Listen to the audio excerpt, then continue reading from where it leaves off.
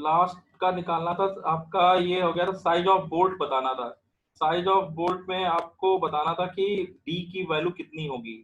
तो यहाँ पे एक फार्मूला हमने लगाया था, यहाँ पे देखिए हम डिजाइन तो शियर स्ट्रेस पे कर रहे हैं यहाँ पे, और फार्मूला हमारा shear area of two bolts की बात कर रहा है। Shear area of two bolts 2 is equals to pi by 4 D square. ये है क्या एक्चुअली में, ये समझते हैं कि शियर एरिया क्या है। और यहाँ पे हमने शियर एरिया के साथ साथ पी की वैल्यू, ये हमें फार्मूला जो लगाना है जनरली, फार्मूला हमको ये फार्मूला हमको लगाना ये है एक्चुअली में, ठीक है, ग्रीन कलर वाला। और इसी फार्मूले में हमने टाउ की वैल्यू पहले निकाल ली है। और टाउ की वैल्यू कैसे निकाली थी आपको बताया ही था कि टाउ की वैल्यू जो होती टाउ की वैल्यू जो होगी वो फैक्टर ऑफ सेफ्टी को लेके होगी। और इसमें जो गिवन होगा वो गिवन ये गिवन नहीं था। एस एस एस यानी शियर स्ट्रेस की स्ट्रेंथ नहीं गिवन थी, जबकि गिवन क्या था, हमको गिवन था ये ऊपर वाला एस वाई टी गिवन था।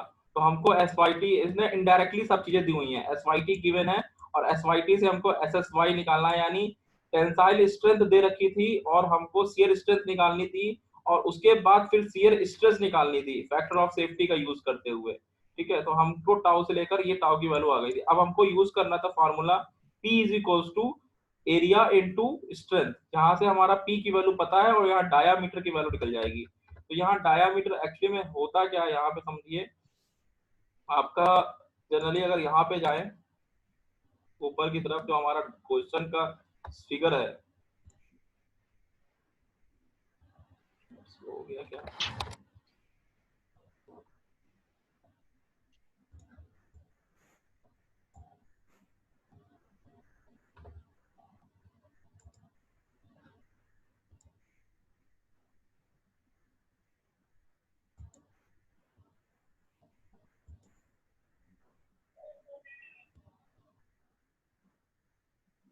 हाँ इस वाले क्वेश्चन पे हम देखें तो यहाँ पे आपका जो दिखाई दे रहा है एरिया की बात, तो ये आपका जो एरिया है यहाँ पे, this one area, this is a green, इसको मैं रेड कर देता हूँ, this area and this area, जो आपका लाल कलर का एरिया दिखाई दे रहा है जनरली, यही एरिया है हमारा कंसीडरेशन वाला। क्योंकि जो आपका शियर होती है, तो कभी कभी जो हमारी शियर होगी तो वो टूट जाता है कि इस तरीके से, जैसे कि अगर आपका ये एरिया हमारा इस तरीके से है, क्रॉस सेक्शनल एरिया, इसको इसको मैं कुछ इस तरीके से दिखाना चाहता हूँ शियर कैसे होगा। मैं आपको फोन से कनेक्ट करके बता रहा हूँ।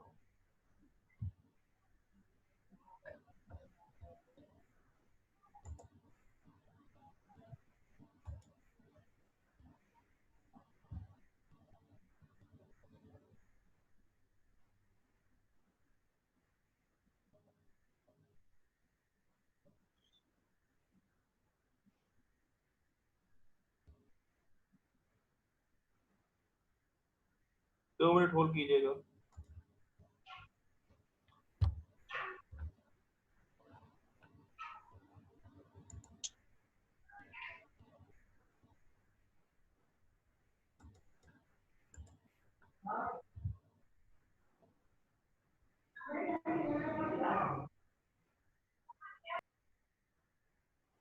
आपके सामने एक स्क्रीन दिखाई दे रही है मोबाइल की, आई थिंक सो, मोबाइल की स्क्रीन दिखाई दे रही है। Yes sir. ठीक है, यस सर।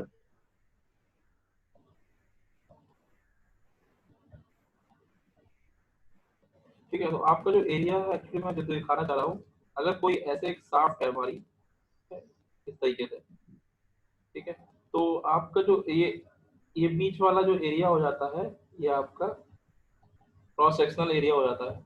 और जब इसमें हम फोर्स लगाएंगे यहाँ से ऐसे और यहाँ से ऐसे, इस तरीके से अगर इसमें फोर्स लगाएंगे तो क्या होगा, बीच से ट्रैक करेगा, बीच से क्या हो जाएगा, टूट जाएगा। और टूटेगा कैसे, आपका जो प्लेन होगा वो इस तरीके से ब्रेक होगा। ध्यान दीजिएगा, इसको मैं इरेज कर देता हूँ और अच्छे से बनाता हूँ।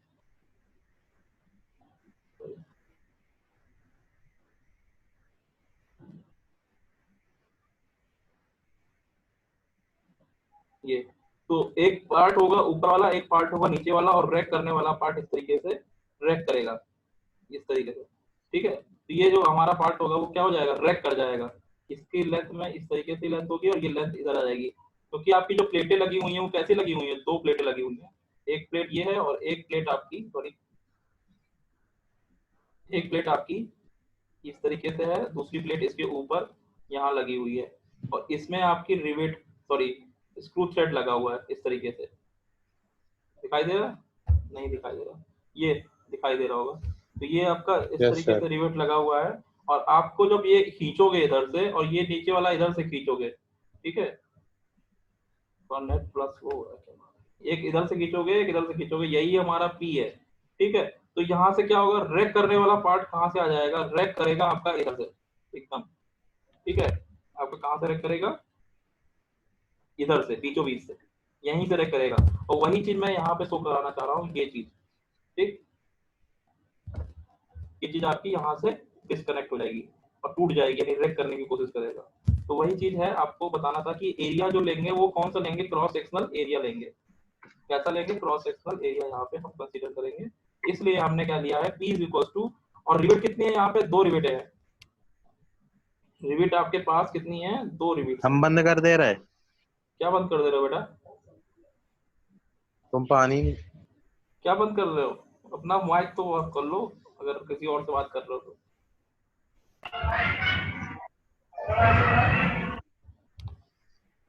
ठीक है, यहाँ पे कितनी रिवेट है, दो रिवेटें हैं generally.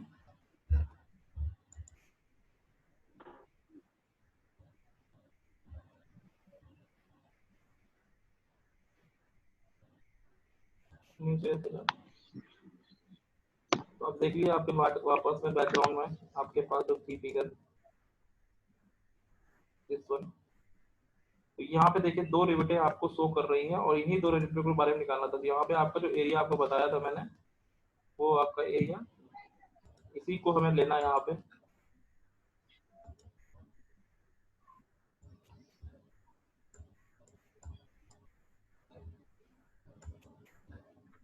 This area generally this this one and this one.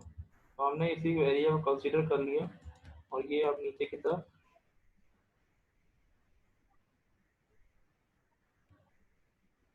यहाँ शो करते हैं। तो टू बोर्ड्स के लिए टू से मल्टीप्लाई कर दिया, क्योंकि we have the two boards, and area of the D यहाँ से कैलकुलेट करके निकल जाएगा। अब एरिया जो आ रहा है 8.92 आ रहा है, जबकि टेबल जो हमारी है, टेबल हमारी 7.1 अगर देखी जाए, तो 9 का कोई स्टैंडर्ड साइज नहीं है हमारे पास, या तो 8 का है या फिर हमारे पास 10 का है, M8 है या फिर M10 है। तो हम क्या लेंगे, हम M10 ले लेंगे, हमेशा ज्यादा वाली वैल्यू लेते हैं, कम वाली वैल्यू नहीं लेते हैं। तो यहाँ पे आपका जो एरिया है, सॉरी बोर्ड का वो आया है आपका 9 आ रहा है, और आपको कंसीडर क्या करना है, 10 करना है।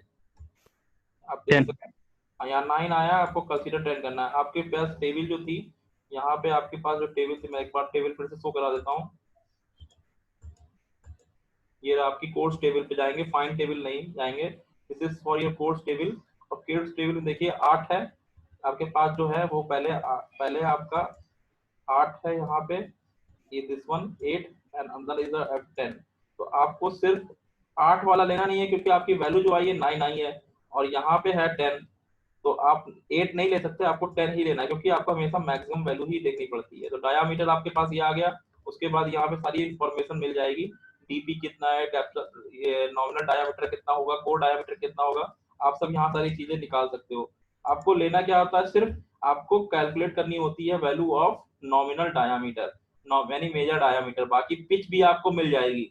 M10 का पिच कितना होगा, 1.5 mm होगा, यानी आपकी जो वैल्यू होगी पिच की, वो कितनी होगी, 1.5 mm। यानी आपकी जो ये पिच है, वो यहाँ पे इस पॉइंट से लेकर इस पॉइंट तक की जो डिस्टेंस होगी, वो पिच 1.5 होगी, ध्यान रखिएगा। अब पिच डायामीटर कितना हो जाएगा, अब पिच डायामीटर कैसे निकलता है, पिच डायामीटर आपका ये एक्सक्यू थ्रेड्स हो जाएंगे जनरली, ये आपका, बीच का सर। हाँ बीच का बिल्कुल सही। इसमें हम जा रहे हैं, ये कोर वाली यस लाइन, सर। ये कोर वाली लाइन चली गई, कोर डायामीटर वाली लाइन हो गई, ठीक है, ये कोर डायामीटर की लाइन हो गई। और जो अब बीच में लाइन आएगी, लाइन कौन सी, यहाँ पे मैं ग्रीन लाइन से शो कर रहा हूँ, इसको 10 बार बता रहा हूँ मैं, इसीलिए this is your mid point line, इसको मैं कर देता हूँ, this is mid point line, ये यहाँ से यहाँ तक की लाइन, ये आपका जो डायामीटर होगा, ये आपका मिड वाला, दैट इज 9.62 9.62 पिच डायामीटर, 9.62026। तो आपका पिच डायामीटर कितना हो गया, इतना हो गया। यानी हमेशा क्या होगा, 10 से कम होगा, ध्यान रखिएगा। पिच डायामीटर किससे होगा, 10 से कम होगा यहाँ पे। 10 से कम। हाँ, और माइनर यस डायामीटर यानी कोर डायामीटर, माइनर या कोर डायामीटर देखिए 8.16 हो रहा है, 8.160। ठीक है, क्योंकि जो कोर डायामीटर होता है वो कितना होता है, 0.8 इंटू 0.8 इंटू कोड क्या कहते हैं, नॉमिनल डायामीटर। तो 0.8 से 10 का मल्टीप्लाई करोगे तो 8 समथिंग निकल के आएगा वो, है ना। तो इसलिए ये कोड डायामीटर आ जाएगा आपका।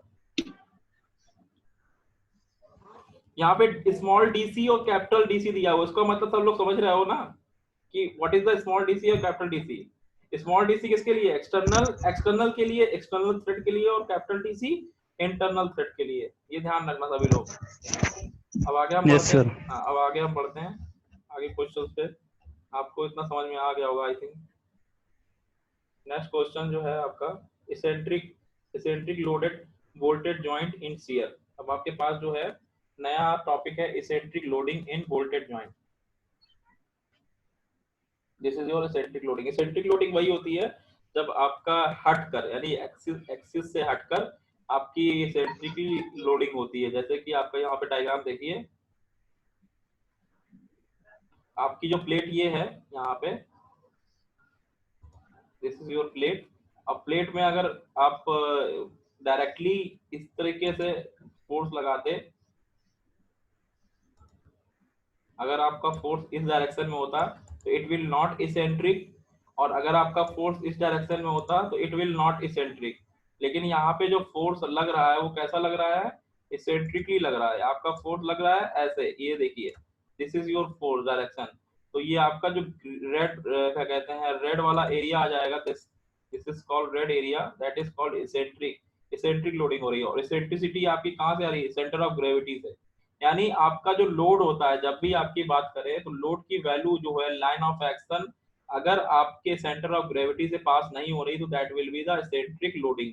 तो यहाँ पे देखिए आपकी जो लाइन है वो सेंटर ऑफ ग्रेविटी से पास नहीं हो रही है। अगर हम यहाँ पे बात करते हैं इस तरीके से,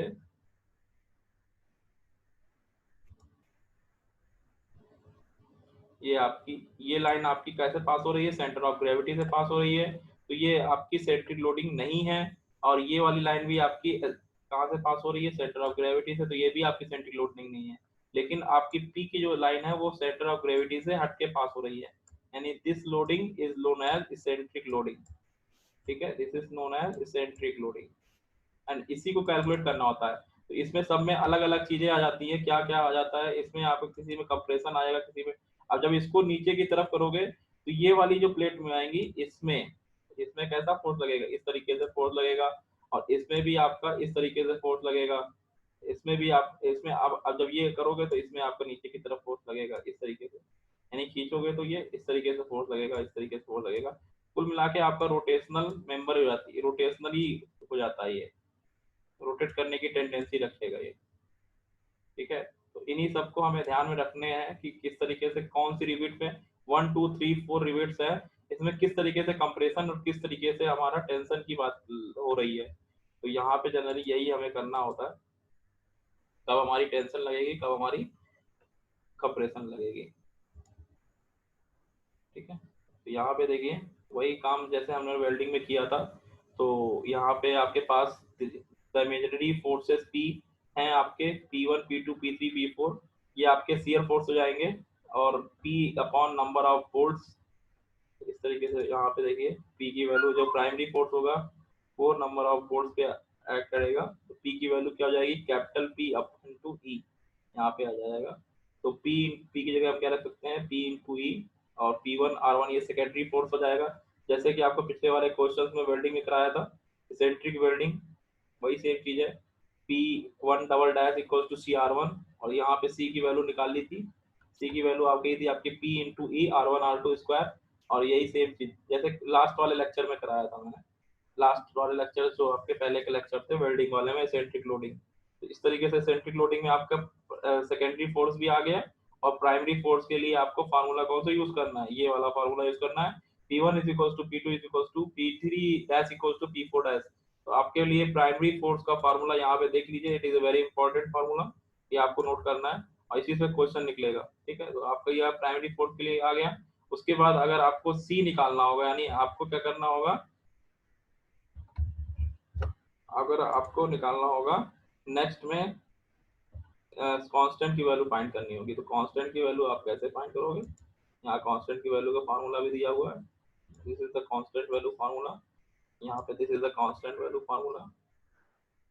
उसके बाद आपका सेकेंडरी फोर्स का फार्मूला ही हो जाएगा, बाकी सब चीजें दी हुई होंगी, पी की वैल्यू गिवन होगी, एसेंट्रिसिटी वैल्यू गिवन होगी, और उसके बाद सी कांस्टेंट आपको निकालना होगा। यहाँ पे अगर नेक्स्ट क्वेश्चन पे अगर हम आए तो सेम इसी फार्मूले का यूज करते हुए आगे सॉल्व करेंगे। ठीक है,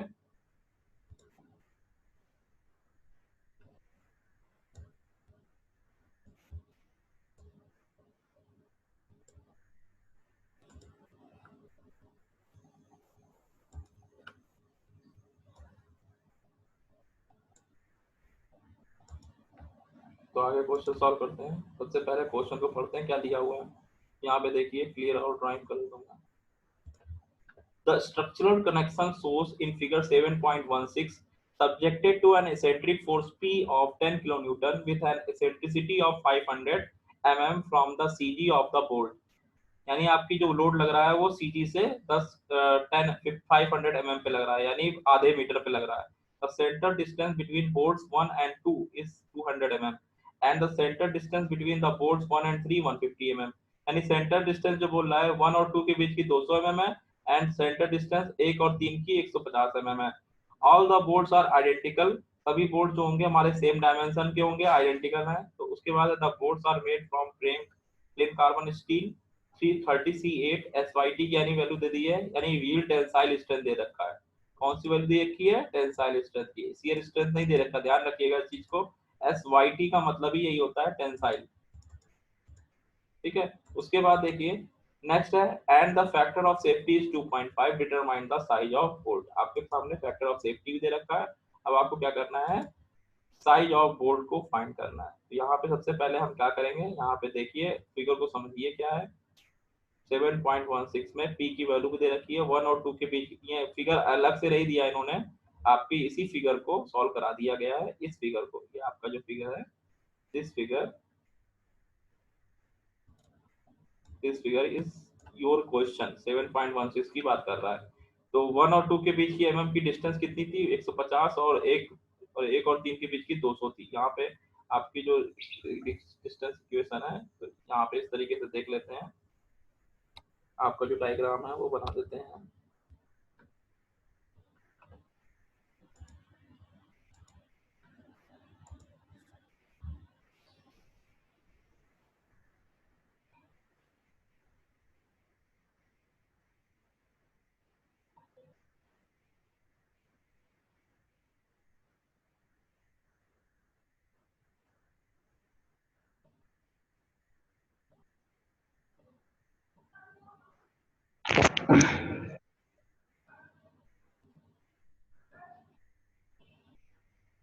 दो मिनट रुकिए, कनेक्ट हो रहा है फोन, फोन से दिखाते हैं।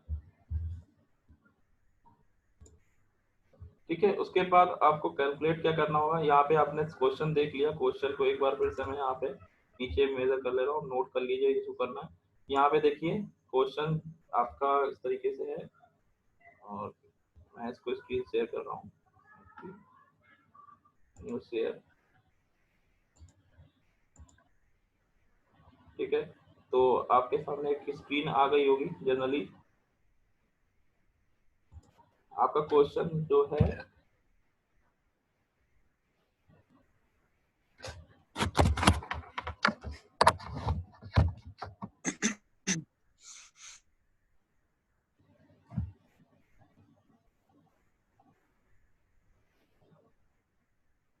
तो आपका जो क्वेश्चन है वो कुछ इस तरीके से प्लेट लगी हुई है, और इसमें हमने ये आपका एक प्लेट लगा दी है, स्क्रीन शेयरिंग ऑफ।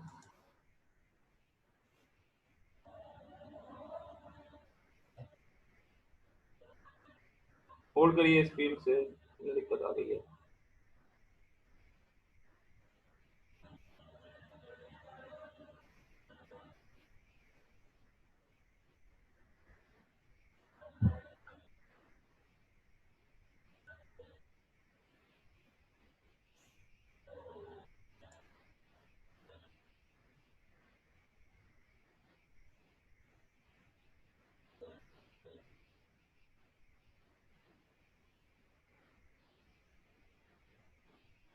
ठीक है, तो आपके पास सामने ये फिगर आ गया होगा, दिखाई दे रहा होगा, और इसमें हमने एक बोर्ड ये लगा दिया, एक विजिट ये लगा दी, एक बोर्ड यहाँ लगा दिया, एक बोर्ड यहाँ लगा दिया। तो आपके इसी बोर्ड्स में जो आपका इसको वन मान लें, इसको 2 मान लें, इसको 3 मान लें, इसको 4 मान लें, तो यहाँ से यहाँ तक की डिस्टेंस और यहाँ से यहाँ तक की डिस्टेंस जो दी हुई है उसी को बताने की कोशिश कर रहा है ये क्वेश्चन। इसमें आपका बोर्ड 1 से 2, जो 1 है 2 के बीच की डिस्टेंस 200 mm है, यानी 1 से 2 के बीच में जो डिस्टेंस है 1 और 2 के बीच की डिस्टेंस वो 200 mm है। इसको मैं यहाँ पे शो कर दूँ, दिस विल बी 200। और सर स्क्रीन नहीं दिख रही सर। स्क्रीन नहीं दिखाई दे रही? क्या बात कर रहे हो? नहीं दिखाई दे रही? ऑफ हो गया। Yes sir, no sir. Okay okay okay,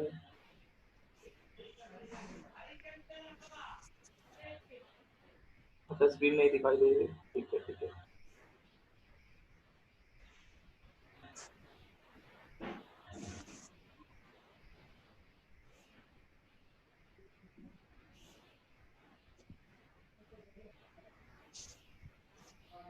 दिखाई दे रही?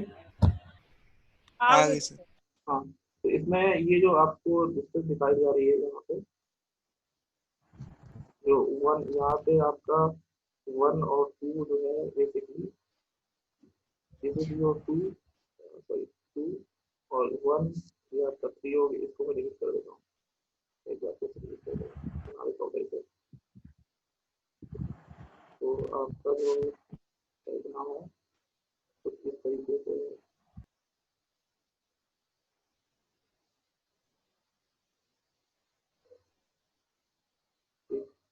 यहाँ पे एक, दो, तीन।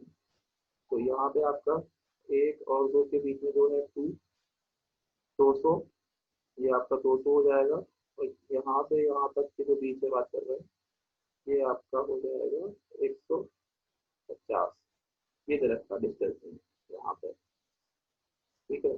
और यहाँ पे इसमें लोड दे रखा है, लोड लगा रखा है इसमें 10 किलोमीटर का है, 10 किलोमीटर का। तो अभी आपको इसी को सॉल्व करना है क्वेश्चन को। यहाँ पे कैसे सॉल्व करते हैं, ठीक है।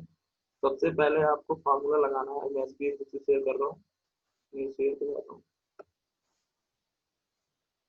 ठीक। यहाँ पे आपको सबसे पहले क्या करना है, परमिसिबल शियर स्ट्रेस निकालनी है। क्योंकि बात हम शियर स्ट्रेस की इसलिए कर रहे हैं क्योंकि अब यहाँ पे सभी में शियर स्ट्रेस से ही ब्रेक होगा। शियर स्ट्रेस से ब्रेक क्यों होगा भाई? क्योंकि आपका जो क्वेश्चन है वो इसमें टेंसाइल स्ट्रेस काम नहीं करेगी। जब हम खींच रहे हैं तो टेंसाइल स्ट्रेस नहीं काम करेगी। यहाँ पे शियर स्ट्रेस 2 प्लेटें लगी हुई है, इसलिए शियर स्ट्रेस की बात कर रहा है। टेंसाइल स्ट्रेस किस केस में लगता है? जब आपका डायरेक्टली फोर्स इस पे लग रहा हो। लेकिन यहाँ पे हमारा 2 प्लेटें हैं और 2 प्लेटों के बीच में हमारी शियर स्ट्रेस ही एक्ट करेगी।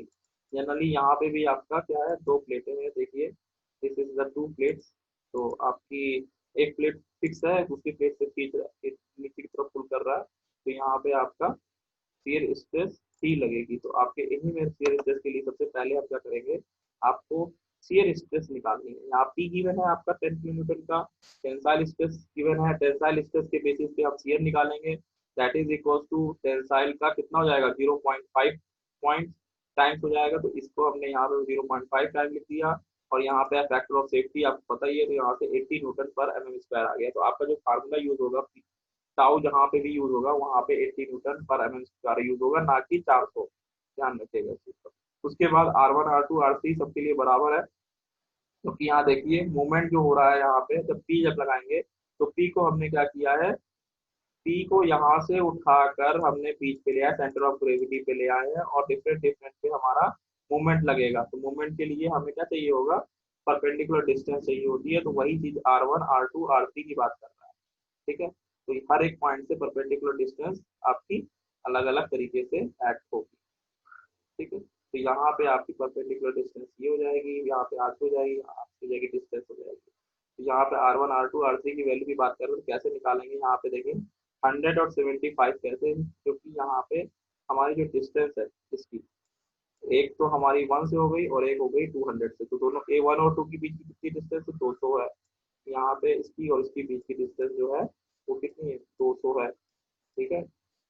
ये 200 है, और यहाँ से यहाँ तक की बीच की डिस्टेंस कितनी है, 150 है, ठीक है। तो अगर आपको यहाँ से इससे मीट कराओगे तो ये कितना बचेगा, ये आपका बचेगा 100, और ये कितना बचेगा, ये आपका बचेगा 75। तो आपको निकालना क्या है, R1 निकालना है, ठीक है। तो R1 कितना आ जाएगा, पाइथागोरस थ्योरम से 75 का स्क्वायर और 100 का स्क्वायर दोनों को स्क्वायर करके ऐड करें, देखें, और उसके बाद अंडर रूट निकाल लेंगे, तो ये आपका क्या आ जाएगा, इस तरीके से आप कैलकुलेट कर सकते हो, ठीक है। उसके बाद आपका आर की वैल्यू निकल आई है, आर की वैल्यू निकल आई 125 mm। देन उसके बाद हम क्या करेंगे, अपने प्राइमरी फोर्सेस की वैल्यू को कैलकुलेट करेंगे, ठीक है। कैसे करेंगे प्राइमरी फोर्सेस की वैल्यू कैलकुलेट, यहाँ पे P1 P2 P3 P4 dash है, और हमने यहाँ पे क्या ले लिया, P/4, P/4 इसलिए लिया, P हमारा 10 किलोन्यूटन है और R हमारा क्या, number of bolt, number of bolt कितने हैं, तो यहाँ से आपका 2500 न्यूटन P1 P2 डैश की वैल्यू आ गई है, यानी आपका जनरली क्या आ गया है, प्राइमरी फोर्सेस आ गए। प्राइमरी और सेकेंडरी फोर्स के निकालने के लिए आपको क्या चाहिए होता है, P1 double dash equal to C, C into R1, C into R1 की बात करता है। और सी की वैल्यू कितनी थी, आपको बताया था, सी की वैल्यू क्या है, P इंटू, यहाँ पे देखिए सी की वैल्यू कितनी है, सी की वैल्यू यहाँ पे मैंने आपको बताई है, this one is the C value, C equal to P into E, R1 square R2 square R3 square R4 square. तो इसी सी की वैल्यू को यूज कर लेंगे यहाँ पर, तो यहाँ पे आपकी सी की वैल्यू कैलकुलेट हो जाएगी, और सी की वैल्यू डायरेक्टली पुट कर सकते हो आप लोग। डायरेक्टली पुट करने के लिए आपको डायरेक्टली यहाँ से फॉर्मूले पुट कर दोगे, तो P into E, R1 R2 R3 इसका ये सी की वैल्यू हो गई, और मल्टीप्लाई कर देंगे R को, R1 को, तो ये हो जाएगा P1 डबल डैश। यहाँ पे सेकेंडरी फोर्स भी आ गया, सेकेंडरी फोर्स कितना आ गया आपका, 10,000 न्यूटन आ गया। तो अब यहाँ से पता चलता है कि सभी को कैलकुलेट करोगे तो R1 R2 R3 R3 सब सेम ही है, जब R1 R3 R4 सब सेम है, तो इसमें जब R1 R2 R3 सब सेम है तो P1 double dash P3 double dash P2 double dash P4 double dash सब सेम हो जाएंगे।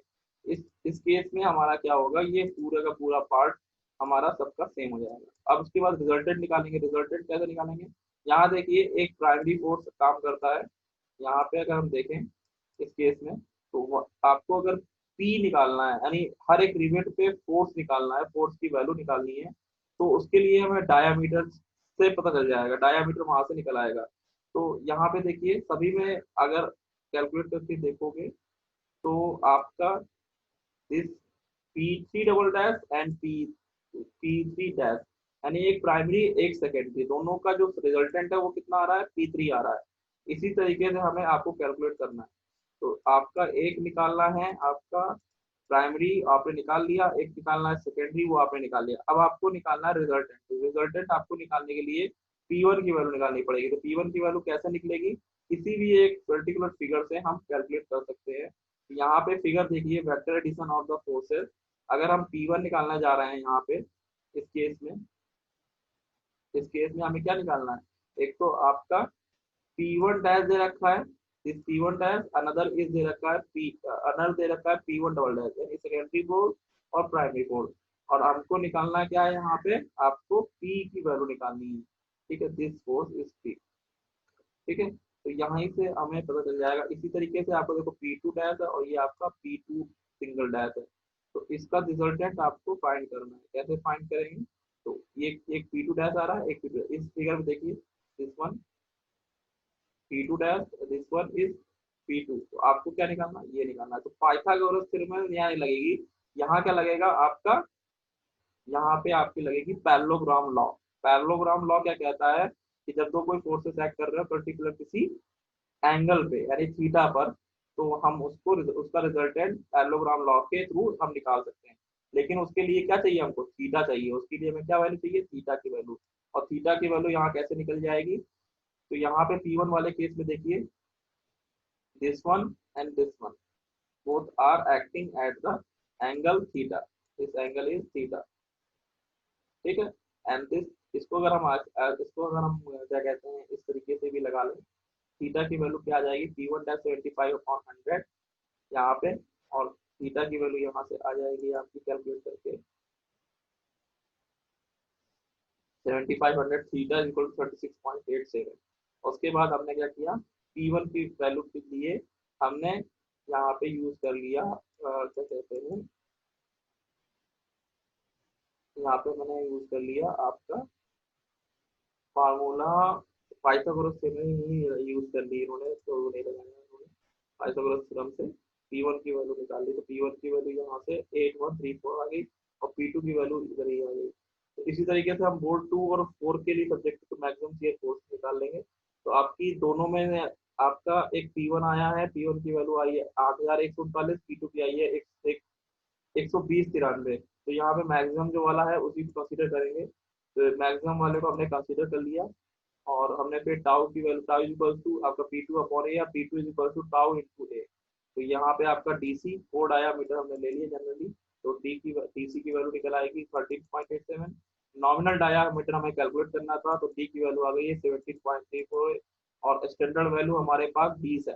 स्टैंडर्ड वैल्यू की वैल्यू हमारे पास 20 है जनरली, तो इसलिए हम 20 ही लेंगे, क्योंकि 18 निकल के आया है हमारा 70, एग्जैक्टली 70.34 आया है। 18 हमने अप्रोक्सीमेट ले लिया है, और अप्रोक्सीमेट लेने के बाद हमको जो क्या कहते हैं वैल्यू आई है हमें टेबल के थ्रू, वो M20 आएगी है, ठीक है। तो यहाँ पे जिसको कंफ्यूजन है, जैसे कि आपका P1 और P2 कैसे निकले हैं, P1 और P2 के लिए आपको ये डायग्राम देखना पड़ेगा कि कैसे निकाला है हमने यहाँ पे P1 और P2, जनरली पाइथागोरस थ्योरम लगा के ही सॉल्व किया है इसको, P1 और P2 की वैल्यू। तो ये फार्मूला जो है आपका P1 double dash cos theta minus P1 dash, एक तरीके से इसमें अगर हम बात करें P1 की वैल्यू, दिस वन, ये आपको वैल्यू अगर निकालनी है तो आपको P1 डैश का यूज करना है, P1 डबल डैश का यूज करना है। नाउ P1 डैश और P1 डैश कैसे यूज कर सकते हो, तो इसको यूज करने के लिए आपके पास, इसको हमने इस तरीके से बढ़ा दिया, P1 डैश को हमने इधर बढ़ा दिया, और P1 डबल डैश को इस तरीके से बढ़ा दिया, ठीक है।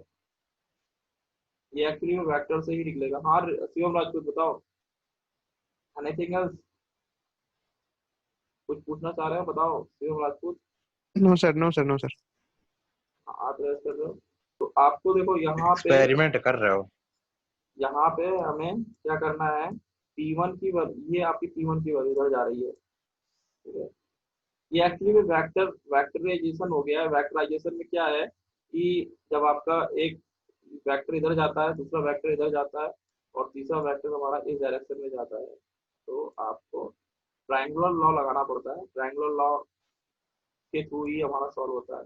ये जनरली वेक्टराइजेशन है, इसको और सिंपल तरीके से बताया जा सकता है, इसको और सिंपल तरीके से पैरेललोग्राम लॉ के थ्रू आप कर सकते हो, ठीक है। पैरेललोग्राम लॉ के थ्रू भी आप कर सकते हो, यानी इसका बीच का एंगल अगर हम निकाल ले जाए, क्या कहते हैं, अगर ये फोर्स आपका जा रहा है, एक फोर्स आपका P1 dash P1 double dash जा रहा है, और दूसरा फोर्स जा रहा है, ये दोनों अपोजिट डायरेक्शन में लग रहा है, ठीक है।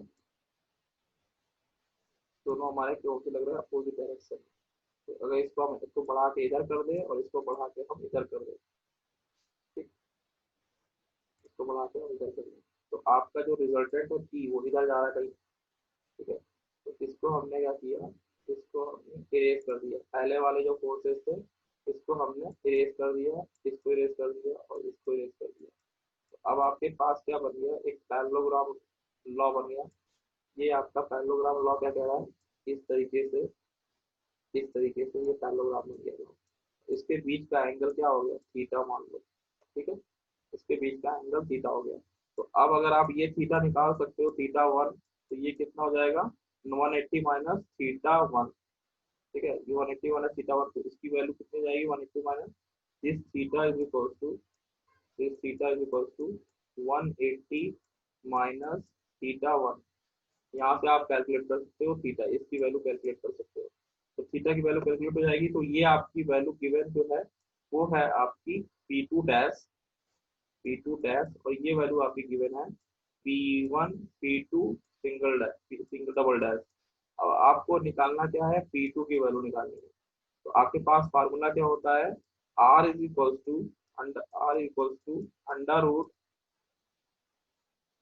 पी, एक मान लीजिए P2 डैश स्क्वायर, उसके बाद आ जाएगा P2 डबल डैश स्क्वायर, उसके बाद आ जाएगा plus 2 P2 dash into P2 double dash into cos theta और थीटा की वैल्यू आपने निकाली, थीटा की वैल्यू आपको यहाँ से मिल जाएगी। ठीक है, तो इस तरीके से क्या जाएगी, R की जगह आपको पता ही है कि R की जगह हम क्या निकाल रहे हैं, P2 निकाल रहे हैं, तो इस फार्मूले से भी आपका डायरेक्टली निकल आएगा। इन्होंने वेक्टर का यूज किया है इसलिए थोड़ा सा दिक्कत आ सकती है समझने में, डायरेक्टली मैंने थोड़ा इजी मेथड बता दिया आपको। इसी को यूज करना है और इसको थोड़ा सा वेक्टराइजेशन करके आगे बढ़ा देना है। ठीक है, तो इससे सॉल्व हो जाएगा आपका आसानी से। ट्राई करके देखिएगा, इसकी वैल्यू सेम ही आएगी। ठीक है,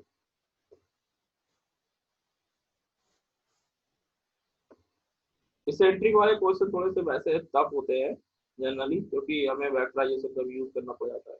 जनरली इसेंट्रिक आपका बड़े बड़े क्या कहते हैं कंपटीशन में ही आता है, आपका यहाँ कॉमन यूनिवर्सिटी में एग्जामिनेशन में तो आना मुश्किल है इसेंट्रिक वाला, लेकिन फिर भी समझ लीजिए कॉन्सेप्ट क्या होता है। ठीक है, तो इसेंट्रिक में सिर्फ ज्यादा क्वेश्चन नहीं आएगा, इसलिए मैंने एक ही क्वेश्चन समझा दिया, आपको बता दिया कि इसेंट्रिक क्या होती है। ठीक है, जनरली इसमें काफी टफ क्वेश्चन हैं, इसलिए इसको छोड़ देते हैं, बीटेक लेवल के क्वेश्चन है, इसको नहीं बताते हम आगे आपको। ठीक है, इसेंट्रिक लोग ऑन सर्कुलर बोल्ट, बाकी कुछ नहीं है। पेन का क्वेश्चन ये भी नहीं इतना इम्पोर्टेंट, इट्स वेरी टफ और फॉर बीटेक।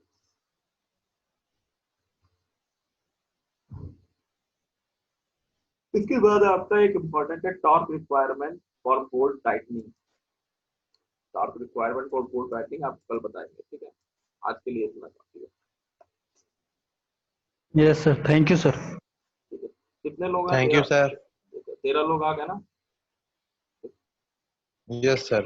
हर्ष सुनाई दे रहा है? हर्ष चलेगा? Yes sir. हर्ष बोलो। हाँ, ये कह रहे हैं कि तुम्हारे प्रोजेक्ट का क्या चल रहा है हाल भाई, कभी हमको भी दे दो अपनी मीटिंग है, ज्वाइन करा लो, डिस्कशन हो जाए। कब कर रहे हो बताओ, सैटरडे कर रहे हो? कल मेन सर सामान लाना, दुकान बंद है। अरे सामान लाना है, सामान लाना दुकान बंद है। सर तो मीटिंग की बात कर रहे हैं, हम मीटिंग सामान की बात कर रहे हो।